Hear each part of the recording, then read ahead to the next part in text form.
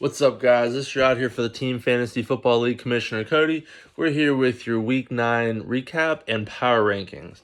Before I get into the recap, the power rankings were a pain in my ass again. So thank you to everybody for making this even more difficult for me than it was in the previous past. I appreciate it. I'm just kidding. So we'll start out here. As always, we start out with Scott, our defending champion. Power ranking wise, this was Dylan number 12 versus Scott number 5. Dylan puts up 147.31 points to Scott's 180.32. Not much to really say, I don't feel like, based on I haven't done any of this, as I said, so this is all coming out for the first time. 2-7 for Dylan. Scott improves to 6-3. Dylan's top 3 performers: Drew Lock 37.87, Jerry Jeudy 25.5, and the Colts defense at 16.54. I mean, it was dope to see the Broncos show up for you this week. It's just unfortunate the first time this season they did their job. At least on your roster, anyway. For Scott, he had Christian McCaffrey, welcome back, 41.6, even though he may be hurt moving forward. Matt Ryan, 34.61. James Robinson, 22.15. Another strong outing for Scott. He's still not fully healthy, and we just need to watch out because he's going to get healthy, and he put up 180 points this week. I don't feel like there's much to really say after that. I don't know. I don't know what to say. I know, Dylan did move on from T. Higgins, fortunately. Thank you, Dylan. Trade alert that involved Dylan, obviously. Dylan acquired Braxton Berrios, the key member of this trade, the most important part, and 2021 fourth round pick and fifth round pick from Cody for T. Higgins. Cody did receive 9th and 10th round picks for next year as well. We'll get into that trade a little bit once we hit Cody's team, see what it's looking like over there. But Dylan, got himself some picks next year. He's going to have 2 fourths and 2 fifths. So shout out Dylan for taking advantage. And thank you, Dylan, for accepting my picks because nobody else wanted them. Moving on here, we'll move on to our what should have been the matchup of the week. Number 1, Phil versus number 2, Liam. 191.58 for Phil to 142.67 for Liam. Was not matchup of the week, unfortunately, after the fact. Phil just wiped the floor with Liam. I said in the preview video that this was a tough matchup for Liam because he had buys and I think he has some injuries. I'm not going to look at the actual roster, but I remember saying that. So, I kind of saw this one coming, unfortunately. Phil did what Phil does, 190 points, like it was nothing. His quarterbacks alone, Aaron Rodgers, 45.45, and Patrick Mahomes, 45.38. 90 points from his quarterbacks alone, which is absurd. Travis Kelce, 26.9 points. To go with his Mahomes, absurd. Shout out Phil for putting those 3 together. Like every week, that should be your top 3 scorers, and they usually are. So shout out to Phil. Lots of love for you there, buddy. One would guess you would stay in the number 1 slot, but we'll find out later. Stay tuned. Got to keep you guys interested.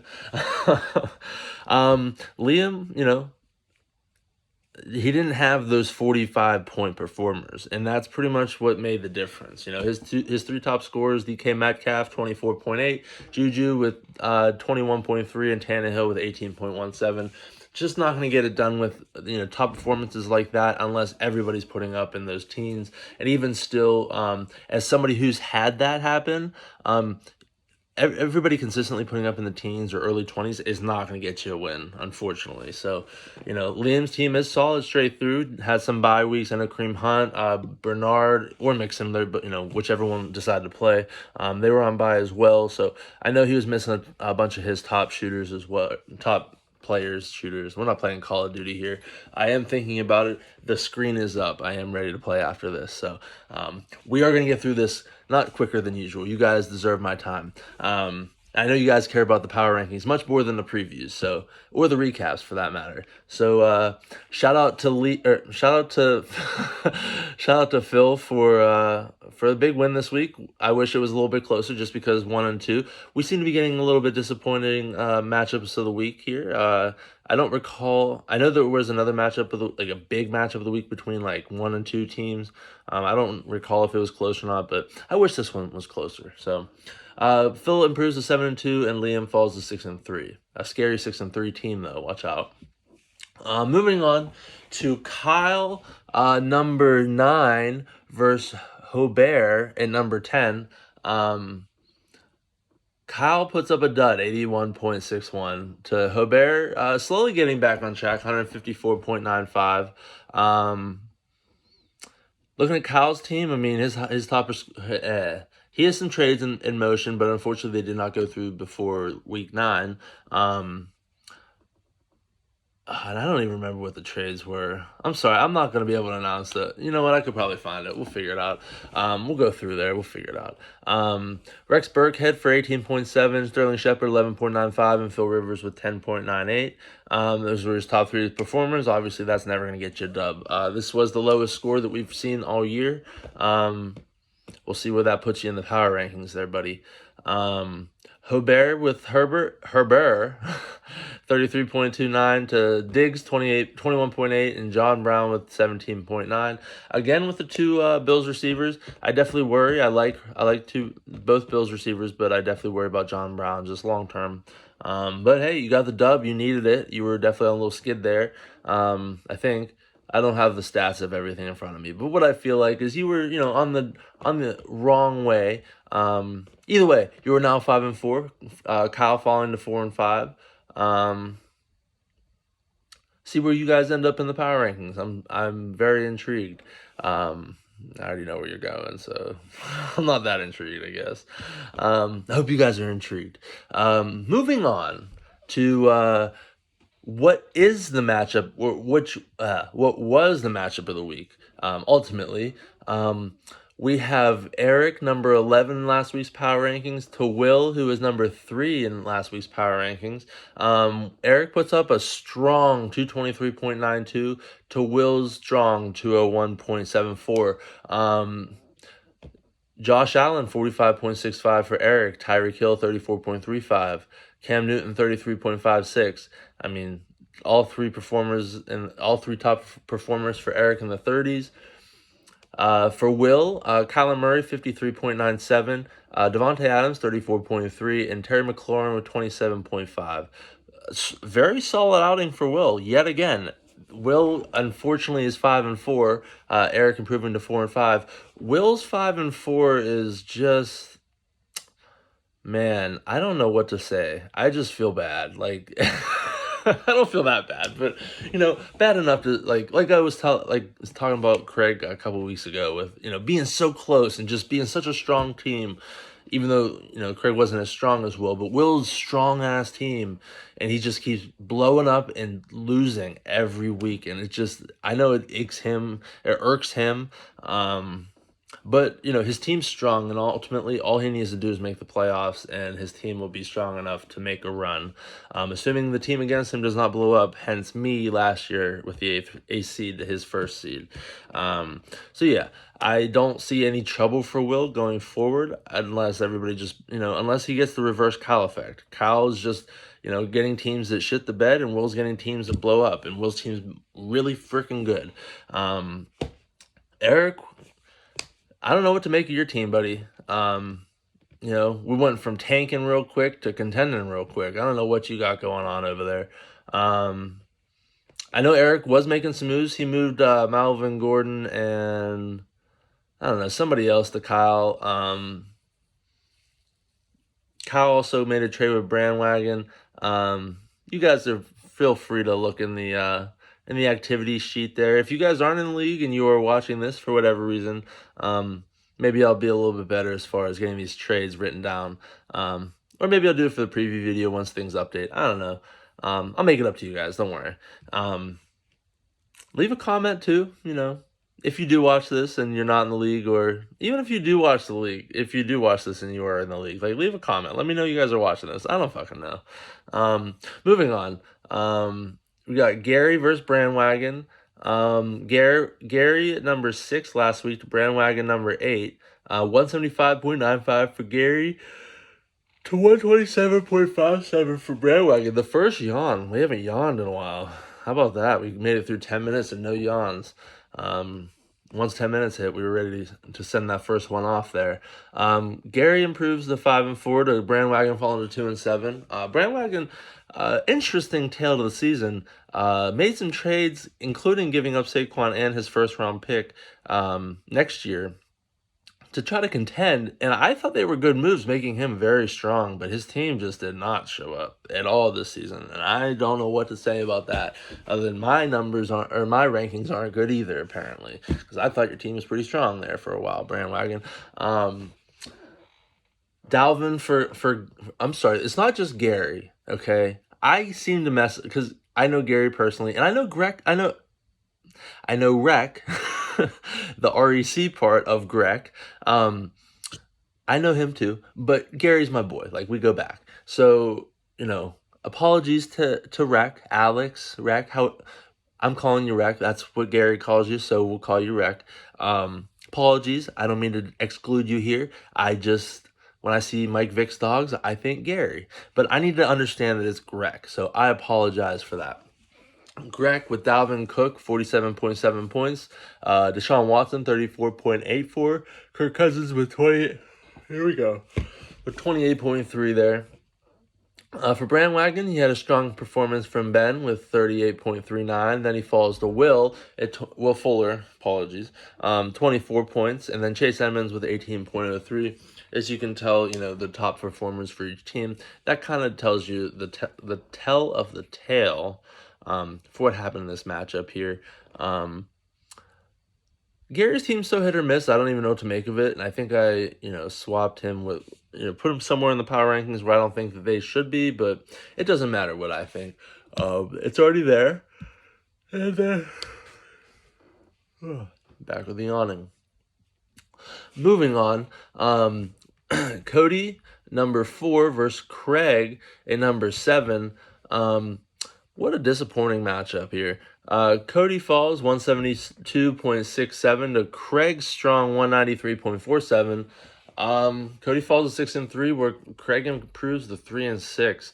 I told you Craig's team's been solid for a while, and here he is just doing what he needs to do. He had a consistent performance all the way through. I'm glad I'm yawning. Cody's top performers, DJ Chark with 30.6, Russell Wilson 30.4, Luton, I don't even know his first name, I think it's Jake or something. It starts with a J, so we'll go, your name is Jake. If your name is not Jake, Senor Luton, I apologize. You had 29.11 points, so shout out to you for filling in when I did not have another option at quarterback. Craig had Teddy Bridgewater with 40 points, Drew Brees with 36.78 points, and Brandon Cooks with 19.3. His team was just solid all the way through.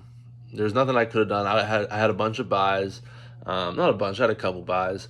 And I just traded for T. Higgins, so I didn't get to throw him in the lineup as well. Chris Carson was hurt. But no excuses, though. Like I said, Craig's team put up 193 points. It's not like my team just didn't show up. When I aim for that 170 to 180, 90 range, I hit that. It's just a matter of, did the other guy hit that as well? And he hit that 190 range, unfortunately. So, unfortunate for Cody. Cody does take a tumble in the power rankings because, like I said, this was a bit difficult. Here we are yawning again, Yeah, like I said, it was a bit difficult for the power rankings this week. There's a bit of shuffling. I don't know. I'd kind of just do this when I get home, look at what I'm feeling and what I'm not, and I don't know. It's getting tougher and tougher as the weeks go on. So starting at 12, we have Dylan. Unfortunately, the outlook for your team just does not look the way that you may have hoped in the beginning of the season. And you just trade away T. Higgins. Which, by the way, he's like around 17 value, so I thank you for that. Huge clutch. I just hope he keeps it going the rest of the season. That'd be like a what a steal in the draft, like the Lamar Jackson, except hopefully he doesn't disappoint next year. Moving on to 11, we got Kyle. Kyle put up the least points of the league at all this season. Normally, I would have put him down to 12, but he made some moves this week that will change his outlook. But I still worry about his team. I don't think that the move, with all due respect, I don't think that the moves that you made are breathtaking. I don't think that they're. I like adding Will Fuller. You did add Will Fuller from Brandwagon. I don't understand why you added Hasty. I saw you added Melvin Gordon. You have Philip Lindsay, which I just that just gives me a headache trying to figure out which one you're going to play. If you play both of them, I just don't understand why. And who else did you get from Eric? Oh, you got Debo, which I understand. I get that. If he comes back, he could be a solid play for you. But I feel like you overpaid for them. But again, they're all better players than what you had this week. So, that's why you're not at 12. At number 10, we have Brandwagon. We can see where your season is ending up. Unfortunately, not much you can do about it. You made some moves to try to contend, and it just didn't work for you. Also, I forgot. Brandwagon also sent me Tom Brady for a third-round pick. I received a 6 with Brady. So shout out Brandwagon for helping me at quarterback. I had like 4 or 5 feelers out there, and all but you fell apart. So I thank you for keeping your negotiations strong there, buddy. And hopefully I can win a championship, and thank you for helping me do it. Moving up to 9, me, Cody, just like I said, it was a tough week to go after and rate teams based on scores and matchups and stuff. I still really like my team. On paper, I like adding T. Higgins. I like getting Robert Woods back from bye. I like getting Chris Carson from injury. I'm not once everybody's back and healthy and on track, then I have like 2 guys that that I'm gonna be deciding between instead of like putting random guys in. So I appreciate the trades that I was made, regardless of anything else that happened. I like the way that the outlook for my team looks. I don't know. I had a bad week, I guess, and I don't know. Whatever. I'm 9. It doesn't matter to me. I like to make you guys happy. Just kidding. It doesn't matter to me what you guys think about the power rankings. I just put me at 9 because I felt like I had a bad week. Moving on to number 8 at Hobert. Hobert had a 150-point outing. Probably should have put him at 9, but it's okay. I like his team a lot on paper. They're just not performing for him, so, I should have definitely tried to get you to take Zach Moss off my hands. He's definitely going to be big the rest of the year. He might even be a keeper selection. We'll see. He's got a nice little value there. I have to look at that. Moving on to 7 at Craig. Craig, did he? Oh, Craig stayed put. Wow. You can blame Eric for that. Eric put up 220-something points. I probably should have put you ahead of him, but whatever. Craig, shout out to Craig for 193 points. I put him ahead of me and Hobert because he put up 193 points, and he's consistently solid every week. And watch out, he could be a dark horse to land in that 8th playoff spot. Remember last year, I wasn't even in the playoff race until the very last week, and I just snuck in there. So watch out for Craig. As you can see, he put up 193 points on me and beat me, which is very disappointing. Very disappointing. Moving on to 6. Eric is at number 6, 223 points. If you were thinking you were going to hit that top 5, top 4, top 3 range, you won't. I need to see more consistency out of you because I don't know what to make of your team, as I previously said. It's very frustrating trying to figure out where your team's at. Again, last week I thought you were tanking. This week you're contending. So, I don't know. If you can get some consistency, that would be lovely for my power rankings. Moving on to number 5, Liam. Disappointing performance. I know he was on buys this week as well. I think he has a couple injuries, whatever. 142 points. I still like his team. I don't know. I just like his team, and like I said, Liam's team is just solid all year. This is the least amount of points he put up, and it's 142. So, and most of his guys run by, like I said. So I would not stress it if I was Liam. I don't think Liam's stressing at all. He doesn't he doesn't participate much in the group chat. He's like the Joel to the basketball league. Except Joel talks every once in a while, so we got to work on that. I don't think you even watch any of these videos either, so, whatever. But I'd like to have all 12 people at least watch the videos, or one video a week at least, whatever, it doesn't matter. Moving on to number 4, Gary. I think I put you a little too high, but whatever. It doesn't matter. I'll fix it next week when you lose. I don't know, you play or whatever. We are in the same division, so I hope you do lose. You're at number 4. Number 3, we put Scott up at number 3. 180 points for the often injured Scott. I don't think that was a bad spot for you there. You are probably going to be higher up once you get fully healthy. And you did have McCaffrey this week. Hopefully you can get him back next week with that shoulder sprain. I hope not, because I need Mike Davis. I hope he will lead Mike Davis for that 14-team league.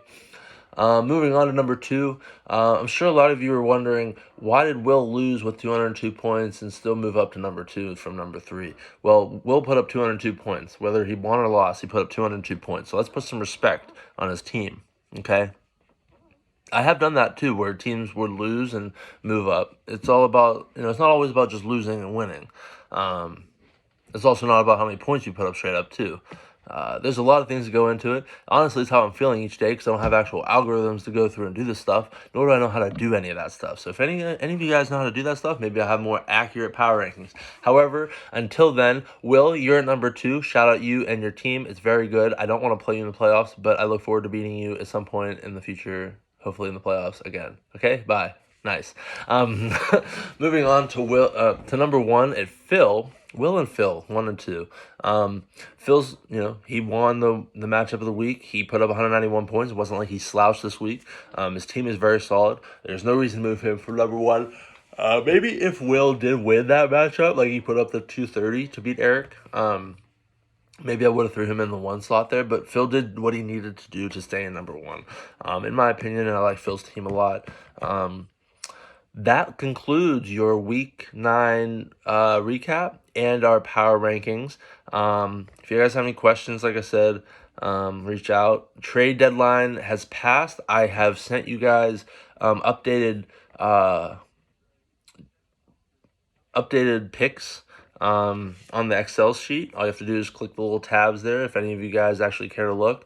Also, like the player list that's there, it's not your active current rosters. I won't update that physically until the end of the season after the championship, because then rosters will be locked, and then I will go through and actively insert who is there. I left it the way it was just for trading purposes, so you could see what type of values you guys are trading for, things like that. I'm not sure anybody checked it, because I bet you I probably would have had to pay a heftier price for T. Higgins.